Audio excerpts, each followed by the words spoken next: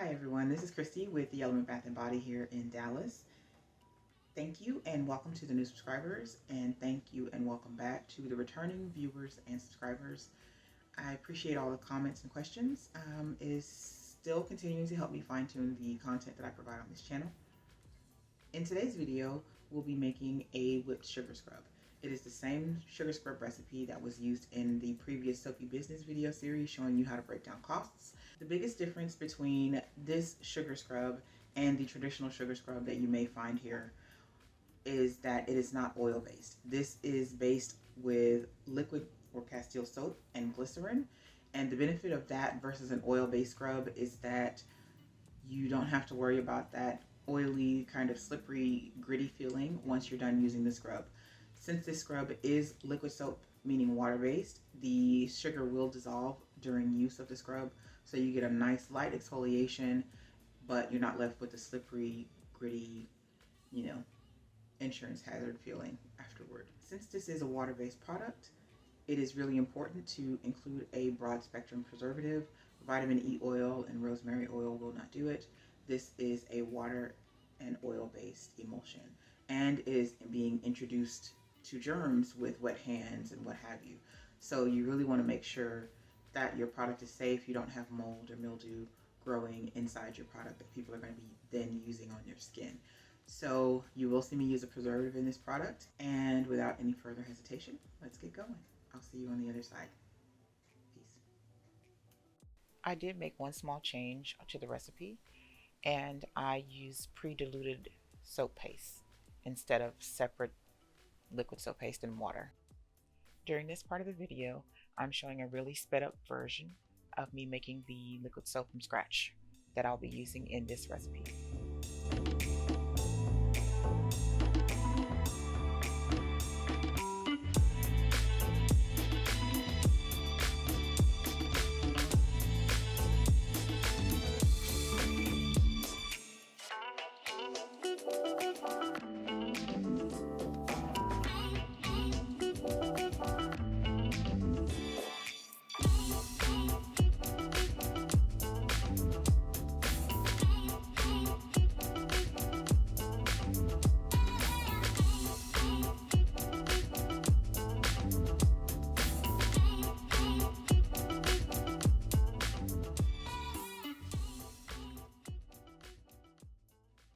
I'm starting off with the pre-diluted liquid soap that I just made in the video that just finished playing, and this will count for the 7 ounces of liquid soap paste and 7 ounces of distilled water.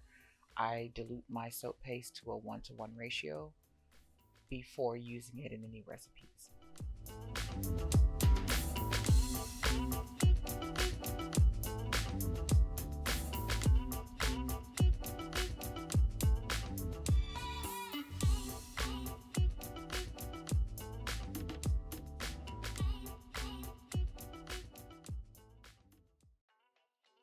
You want to melt this mixture until the stearic acid is completely melted into the liquid soap and glycerin, and the best way to test it is to get a drop on your finger, rub it between your thumb and index finger with your glove, and as long as there's no more grit, the stearic acid is completely melted, and you can pour it into your bucket or container and let it cool completely.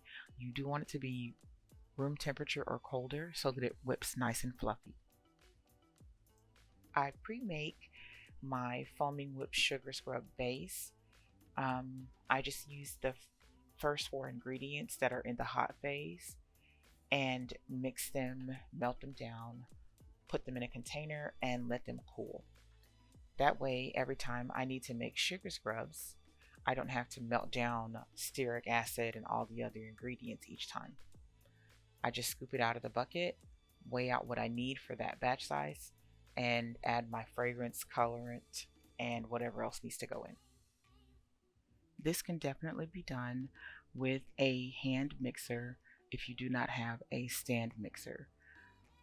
You would just substitute whatever sturdy bowl you have to mix the ingredients.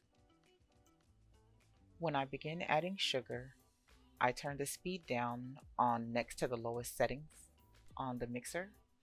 That way sugar doesn't go flying all over the room. The volume of your scrub will steadily increase as the machine picks up more sugar and incorporates it into your mixture.